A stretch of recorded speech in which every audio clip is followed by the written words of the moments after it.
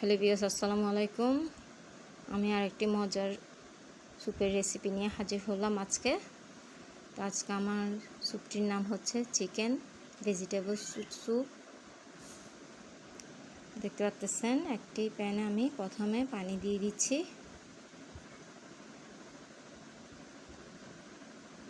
দেখতে পাচ্ছেন,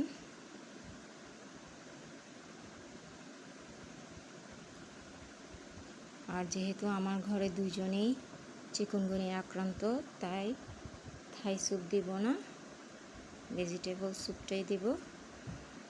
যেহেতু ডাক্তার স্যুপ, লিকুইড খাবার এগুলো দিতে বলেছে, তাই দেখতে পাচ্ছেন এখানে আমি প্রথমে চিকেনগুলো দিয়ে দিচ্ছি, আর এগুলো চিকেন স্টকটা করে নেব।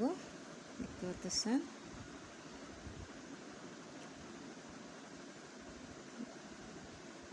যেহেতু মাংসটা সিদ্ধ হয়ে গেল, এরই মাঝে আমি ভেজিটেবলগুলো দিয়ে দিব। ডাক্তার বলেছেন যাতে করে এদের প্রেশার কোনো অবস্থাতেই ডাউন না হয়। দেখতেছেন এখানে আমি বরবটি, গাজর এবং পেঁপে 3 ধরনের ভেজিটেবল নিয়েছি, আর এগুলোকে আমি সিদ্ধ করে নিব এই স্টকের মাঝে।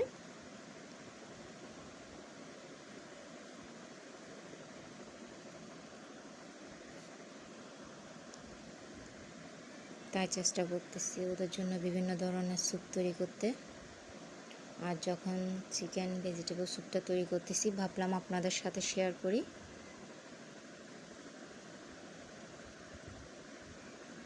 কারণ এসব তরল খাবারে কিন্তু ওদের প্রেশারটাও ঠিক থাকবে।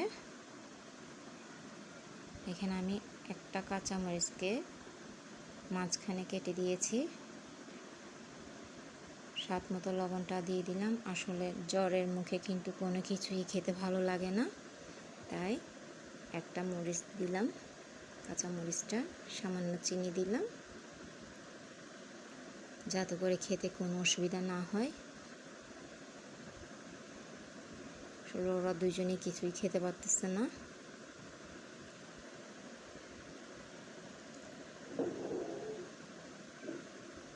এখানে একটু লেবুর রসটাও দিচ্ছি আমি।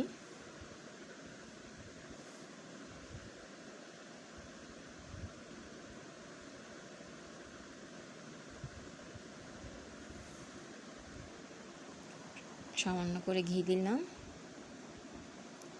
এবং সামান্য রসুন পেঁয়াজ কুচি দিলাম।